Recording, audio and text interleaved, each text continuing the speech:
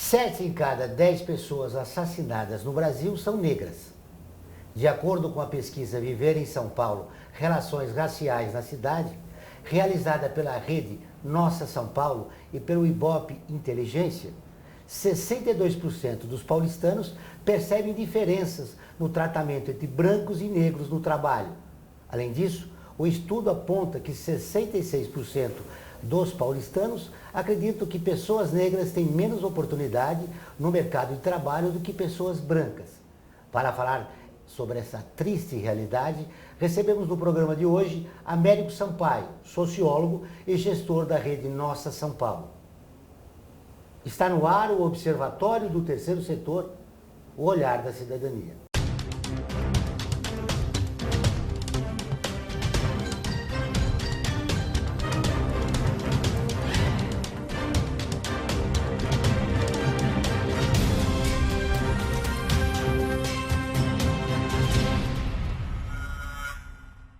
O Observatório do Terceiro Setor mostra pessoas que trabalham para a melhoria da sociedade, além de divulgar e interagir de forma comprometida com as organizações de interesse social. Américo Sampaio também é colunista do portal do Observatório do Terceiro Setor, que é visualizado em 173 países. Tudo bem, Américo? Seja bem-vindo novamente ao Observatório. Obrigado, Joel, pelo convite mais uma vez. A pesquisa revelou uma coisa curiosa. A população de São Paulo já tem noção, né, de que há diferença entre negros e brancos. Mas por que essa indiferença? A pesquisa revela uma coisa bastante interessante, Joel, que praticamente 7 em cada 10 paulistanos avaliam que você tem hoje um problema sério com relação ao racismo que vem aumentando nos últimos anos.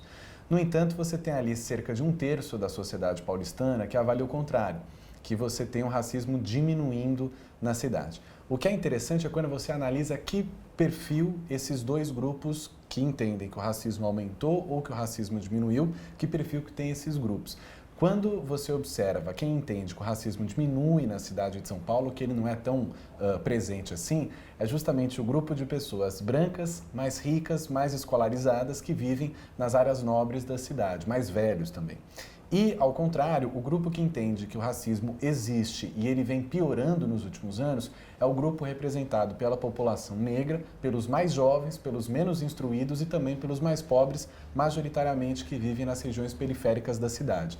Então, são dois grupos distintos que, em termos práticos, vivem a cidade de maneira distinta e isso vai impactar na forma como eles olham para a questão do racismo que nós temos hoje em São Paulo. Sem dúvida nenhuma, o grupo de brancos, mais ricos, mais velhos, não é o grupo, não é a parcela da população que sofre o racismo. Pelo contrário, é justamente o grupo que o pratica. Ao passo que o grupo representado pelos negros, pelas pessoas menos escolarizadas na periferia, é justamente o grupo que sofre esse racismo, então tem uma tendência a percebê-lo muito mais do que aquele grupo que pratica. Mas o que a pesquisa chama atenção no geral é que 7 em cada 10 paulistanos reconhecem que existe um racismo na cidade e que ele vem se agravando. E esse grupo são chamados multiplicadores de opinião, né?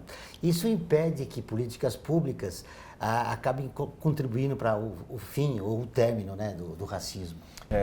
Somado a isso, outro ponto muito interessante é um teste que nós fizemos nessa pesquisa para que a população avaliasse o papel da prefeitura com relação ao combate à discriminação racial.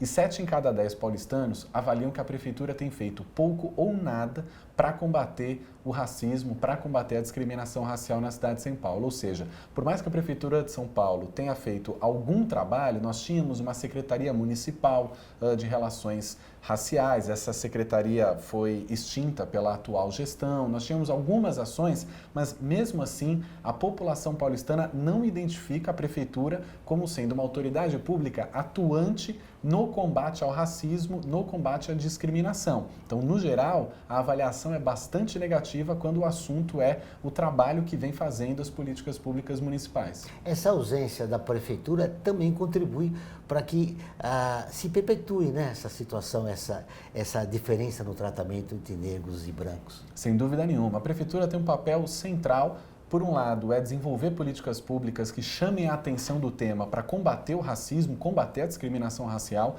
Então, políticas, campanhas públicas, todo um trabalho de comunicação, usando as escolas, os equipamentos públicos municipais para conseguir combater esse problema. Mas, somado a isso, já é importante também dar o exemplo. Hoje, se você olhar o corpo de secretariado da prefeitura, não tem nenhum secretário negro. Quando você olha os 32 subprefeitos da cidade, cerca de 6 ou 7 apenas são negros, quer dizer, é uma parcela muito pequena. O que é importante? É importante que o primeiro escalão da prefeitura, secretários, coordenadores, os gestores públicos do primeiro escalão, que eles também consigam trazer a representatividade da população negra e também das mulheres, porque isso serve como estímulo e isso serve como exemplo. Então, nós temos pessoas representantes da população negra que estejam, de fato, fazendo um trabalho bastante protagonista no que diz respeito à gestão das políticas públicas. Infelizmente, não é essa a realidade da cidade de São Paulo. E o negro é subrepresentado. Por que o negro é subrepresentado na nossa cidade, Américo? É difícil responder essa pergunta, Joel, porque eu sou branco, então essa pergunta é complicada de responder porque ela tem um olhar muito mais interessante de uma pessoa negra, né? A pesquisa que nós realizamos, ela chama atenção para alguns temas. O que é importante destacar é que nós testamos algumas hipóteses na nossa pesquisa de situações hipotéticas na cidade e perguntamos para os nossos entrevistados se eles observam que nessas situações colocadas na pesquisa, se elas veem uma diferenciação no tratamento entre brancos e negros. E o que foi interessante é que das 8 hipóteses testadas, em 6 delas, mais da metade da população identifica que tem sim uma diferença de tratamento entre brancos e negros, em especial em bares, restaurantes, shopping centers, ou seja, nesses espaços que são públicos no sentido de uma grande... são muitos transeuntes que passam lá, são espaços bastante plurais. Nesses espaços, quanto mais plural, shopping, restaurante, etc., mas ao mesmo tempo, além de ser plural, são espaços também elitizados, que são espaços para o consumo, esses são os espaços onde a nossa pesquisa identificou que os paulistanos mais percebem uma diferença de tratamento entre brancos e negros. Essa diferença ela vai diminuir no ambiente familiar e ela vai diminuir perto de casa, ou seja, no condomínio, no prédio, no bairro onde vive. Então, quanto mais próximo da casa, menor a percepção do paulistano da diferenciação do tratamento. Agora, quanto mais público, quanto mais plural for o espaço, maior a incidência dessa diferenciação de tratamento entre brancos e negros que é percebida pelos nossos entrevistados. Todas as terças e quintas-feiras, ao vivo, às 14 horas, tem programa de rádio Observatório do Terceiro Setor, onde recebemos especialistas que, junto com os ouvintes, debatem os principais temas da atualidade e do terceiro setor. Você pode ouvir pela Rádio Trianon AM 740 ou em qualquer lugar do mundo, pela internet, do seu celular, computador ou tablet, pelo link que aparece na sua tela. Voltamos depois do intervalo. Aguardem.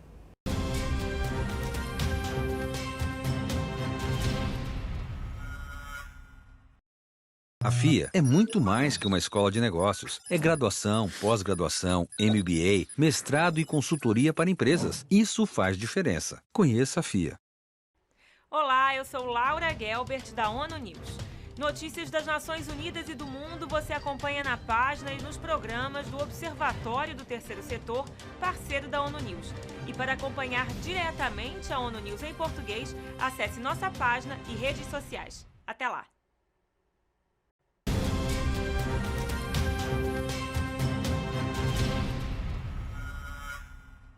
Voltamos com o Observatório do Terceiro Setor. Agora vamos para o quadro Você Conhece?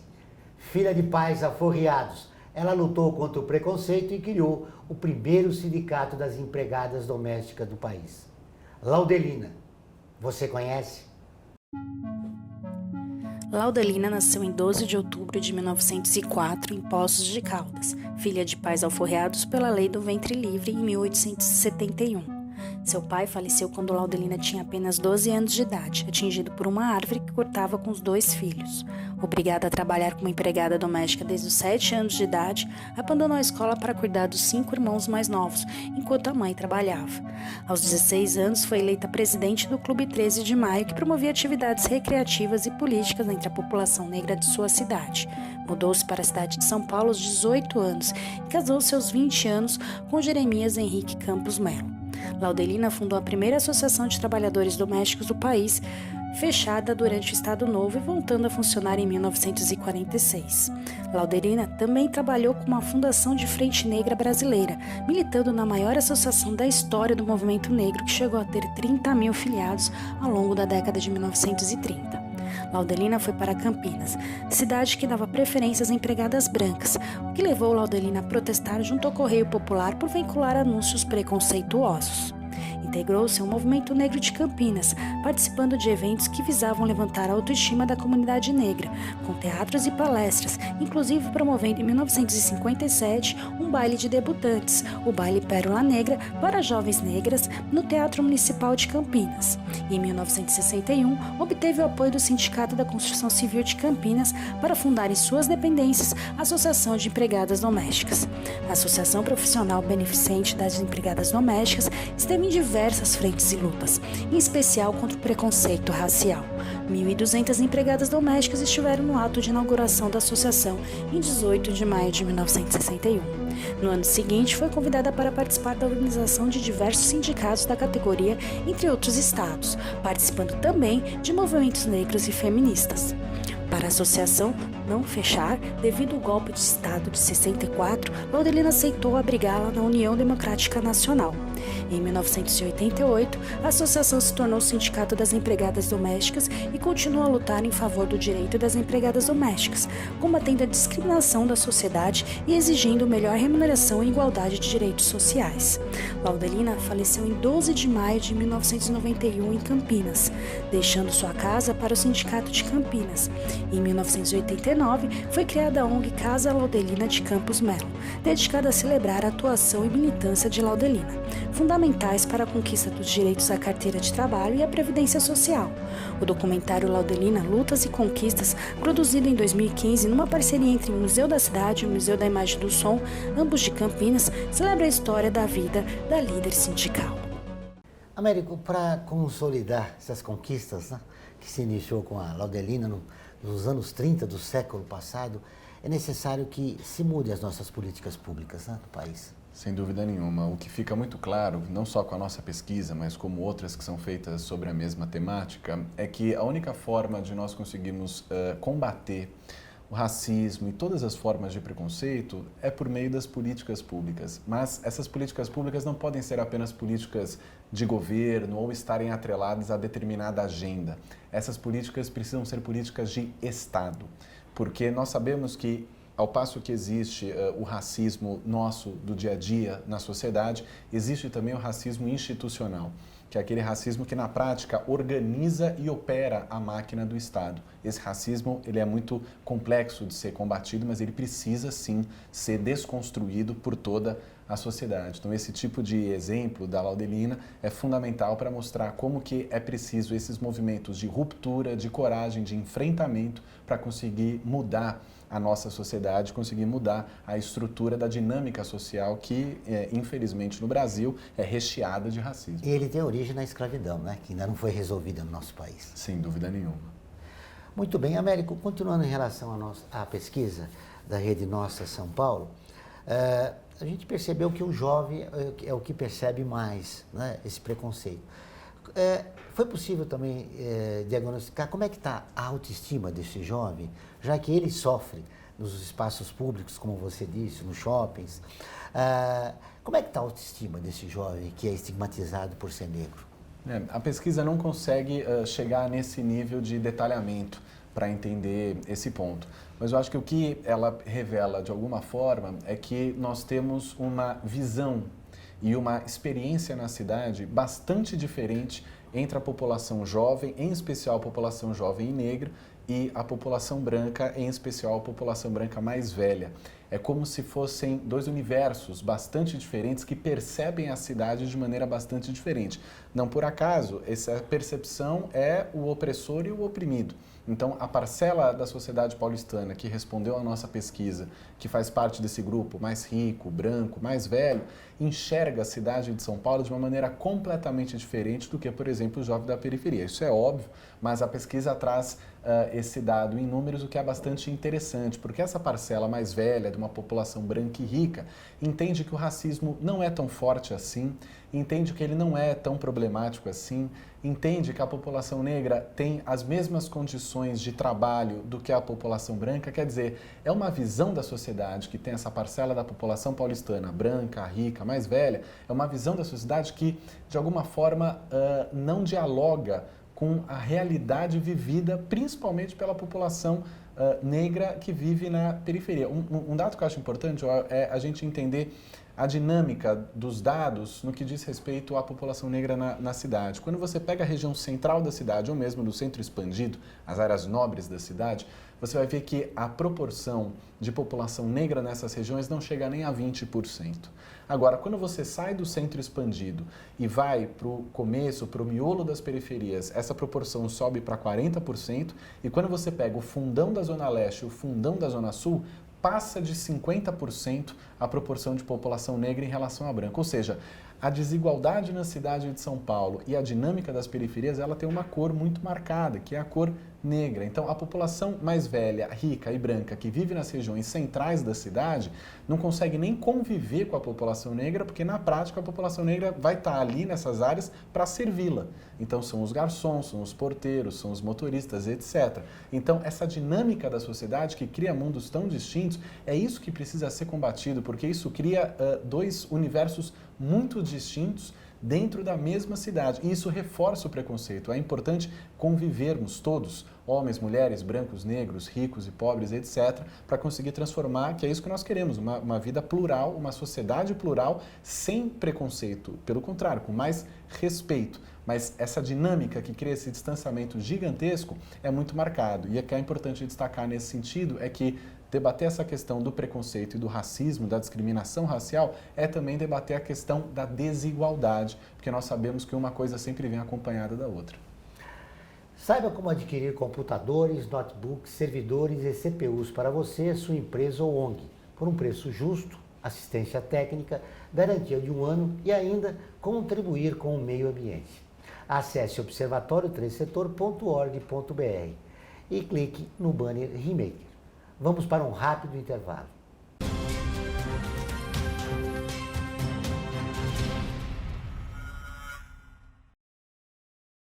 A FUNASP colabora com a USP nas relações entre fundações por meio de fóruns, simpósios, seminários, pesquisas e intercâmbio de informações, além do seu investimento na área social.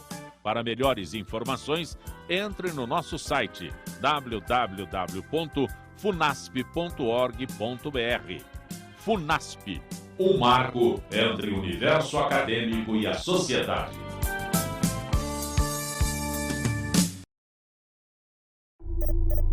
Internacionalizar a economia afeta o seu emprego? Para onde vai o Brasil? Ter opinião sem análise é só repetição. Repetição, repetição, repetição, repetição, repetição, repetição, repetição, repetição. Informação é importante. Análise é fundamental. Le Monde Diplomatique Brasil. Independente e crítico.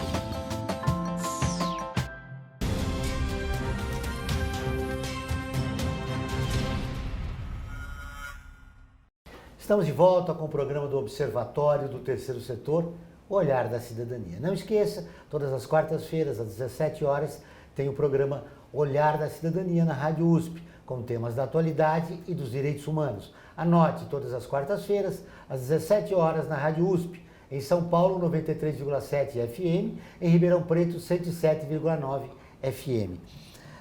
Américo, no último dia 28 de novembro, vocês lançaram o mapa da desigualdade. O que você poderia destacar de importante que vocês descobriram faz um ano, né? O último foi exatamente na mesma época do ano passado. Que mais te chamou a atenção? Acho que o que mais chama a atenção, Joel, é quando nós medimos a idade média ao morrer da população paulistana nos 96 distritos da cidade. Quando você olha para o distrito do Jardim Paulista, conhecido como Jardins, Lá, a idade média de morte é de 81 anos, ou seja, na média, as pessoas lá vivem até cerca de 81 anos. Quando nós olhamos para o distrito de Cidade Tiradentes, no extremo leste da cidade, lá as pessoas vivem até 58 anos. Ou seja, você tem uma diferença de 23 anos de vida entre a população do extremo leste da cidade e a população das áreas nobres na região central de São Paulo. Então, essa diferença ela é muito marcada justamente pela capacidade da cidade de garantir a vida ou de ceifar vidas. Então, quando você olha para algumas regiões da periferia da cidade, onde você tem um índice de violência muito grande, principalmente violência policial, você tem um índice de homicídio juvenil bastante grande, que a gente sabe hoje, quem morre na mão da polícia, quem morre nessas situações na periferia é o jovem negro. Não é o jovem branco que está nos jardins ou que está em Perdizes, por exemplo. Então, violência, homicídio juvenil, mortalidade infantil, mortalidade materna, questões relacionadas a você ter acesso a uma saúde básica, você conseguir ter acesso a UBS, médicos, etc., mobilidade urbana, quer dizer, todo esse conjunto de elementos que fazem parte do nosso dia a dia na cidade. Essa questão pode garantir, essas questões todas podem garantir que você tenha uma maior qualidade de vida ou uma menor qualidade de vida. Então, o dado, ele revela que a cidade de São Paulo ela é bastante cruel quando o assunto é qualidade de vida nas periferias de São Paulo. Então, quem vive nos Jardins vive até 81 anos, mas quem vive em Cidade Tiradentes vive apenas 58. E revela também a ausência do poder público, né? Exatamente. Mostra um poder público que não consegue garantir qualidade de vida, a não ser nas áreas nobres da cidade. Como mudar essa realidade, Américo?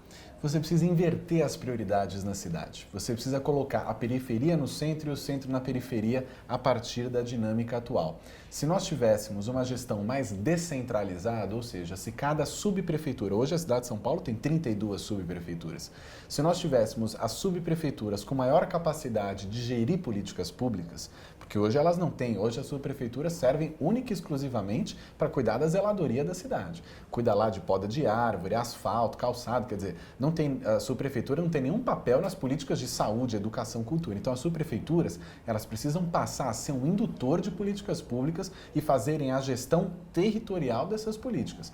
Somado a isso, nós precisamos olhar para o orçamento público da cidade de São Paulo e precisamos garantir que nele haja priorização, ou seja, aquelas regiões que têm menor qualidade de vida precisam de mais dinheiro.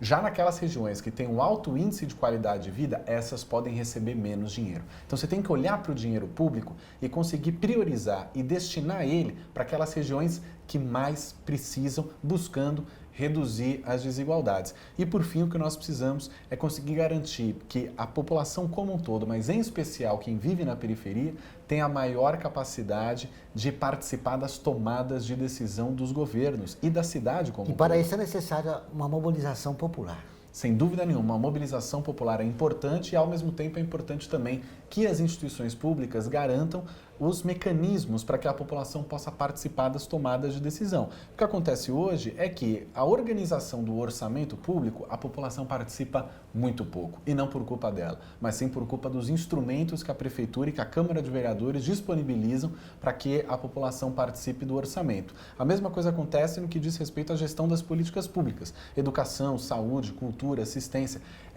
Essas políticas como um todo, do jeito como a Prefeitura trabalha, elas são muito impermeáveis às demandas populares. Você não consegue participar de maneira ativa e fazer parte das tomadas de decisão. Então, para reduzir as desigualdades na cidade de São Paulo, nós precisamos descentralizar a gestão pública, nós precisamos priorizar o investimento nas regiões que mais precisam e, ao mesmo tempo, nós precisamos criar mecanismos de participação e democracia direta para que a população possa tomar as rédeas do governo na mão e priorizar para suas regiões, para os seus distritos, para suas comunidades, aquelas políticas que são necessárias. A gente sabe que de cima para baixo essa mobilização não vai acontecer. Vai depender muito mais da população, né, que está nas periferias da nossa cidade. Crise econômica que provoca o desemprego, violência, como você disse, nas periferias da cidade. Como mobilizar essa população atingida por todo esse quadro perverso para que ela se mobilize e reivindique, no mínimo, os direitos humanos, né, de viver numa cidade com uma qualidade de vida razoável? Sim, me parece que esse processo já está em curso, Joel, pelo trabalho que a gente desenvolve aqui na cidade de São Paulo e também pela circulação que nós temos. Assim, é impressionante quando nós vamos, não só para as regiões aqui centrais, mas principalmente para as regiões periféricas, a quantidade de novas organizações, novos movimentos, novos coletivos, novos grupos que estão se organizando com a pauta da cultura, com a pauta do território, com a pauta da educação, movimento feminista, movimento negro. Nós temos observado e, de alguma forma, mapeado que tem muita coisa acontecendo. Então, me parece que esse processo ele está em curso, tem muita atividade acontecendo de questionamento com relação à dinâmica aqui da cidade de São Paulo, né? Não é um processo que nós precisamos iniciar, é um processo que já se iniciou esses últimos anos e que ele está em curso. Agora tem todo um trabalho de conseguir fortalecer todo esse processo, de conseguir dar mais visibilidade para esses processos, esses coletivos, essas novas organizações e movimentos que estão surgindo, mas me parece que o tamanho da desigualdade que nós temos na cidade de São Paulo, ela infelizmente está estagnada, nós não vemos uma redução dessa desigualdade pelos nossos estudos, mas ao mesmo tempo não dá para acreditar que essa desigualdade permanecerá assim, porque é um peso que a cidade carrega para conseguir, inclusive, o seu próprio desenvolvimento econômico, conseguir garantir desenvolvimento numa desigualdade tão grande. Então, essa desigualdade, sem dúvida nenhuma, tem os dias contados, mas nós temos muito trabalho pela frente para conseguir não só compreendê-la, deflagrá-la e chamar a atenção dessa questão para toda a sociedade, para as autoridades públicas, mas conseguir uma agenda de fato efetiva para combater e reduzir as desigualdades na cidade. Esse é o desafio que está colocado para a gente. Essas iniciativas que você citou, elas podem ser uma resposta para a crise da democracia? Sem dúvida nenhuma, me parece que elas são, né? Então, justamente pela incapacidade dos governos e do Estado de promover qualidade de vida em todas as regiões, uma forma de se organizar é também uma forma de promover resistência.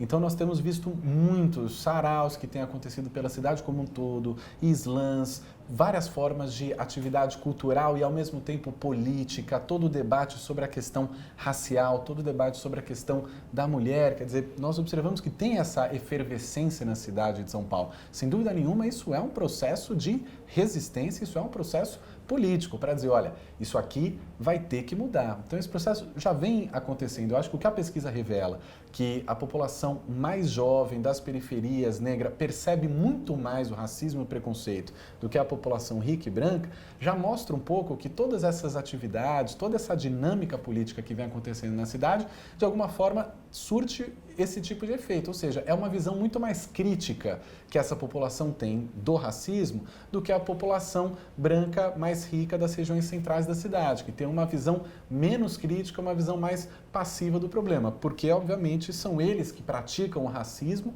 e não eles que recebem o racismo. Então, sem dúvida nenhuma, tem essa diferença. Agora, toda essa efervescência que vem acontecendo na cidade de São Paulo, me parece que sim, é um ato de resistência a essa desigualdade gigantesca que vive a cidade, como o próprio mapa da desigualdade revelou, uma diferença de 23 anos de vida entre quem vive numa área nobre e quem vive no extremo da periferia. Diante dessa realidade, Américo, você se considera uma pessoa otimista? Como você vê 2019? 2019 ainda é uma grande incógnita, né? A partir da nova eleição que nós tivemos aqui, que elegeu um novo presidente, elegeu um novo governador. Só que aqui para a cidade de São Paulo também vai ter bastante novidade, porque o Bruno Covas, que era o vice do então prefeito João Dória, esse ano de 2018 ele passou sendo prefeito de São Paulo, mas ao mesmo tempo ele também era uma espécie de um cabo eleitoral importante, tanto para o Dória quanto para o próprio Alckmin.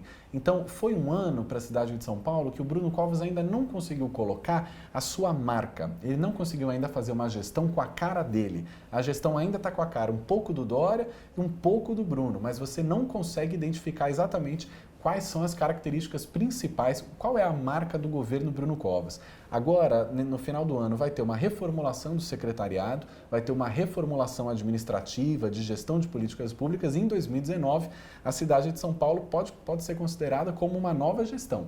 Vai ser iniciada, de fato, uma gestão com a cara do Bruno Covas, que a gente ainda vai conhecer quais serão as principais políticas, quais serão os carros-chefe, o que vai ser aquilo que o Bruno Covas vai apostar para a cidade de São Paulo, porque ele tem mais 1 ano e meio de governo para tentar a reeleição, que a gente já sabe que é o objetivo. Muito bem. Obrigado pela entrevista, Américo.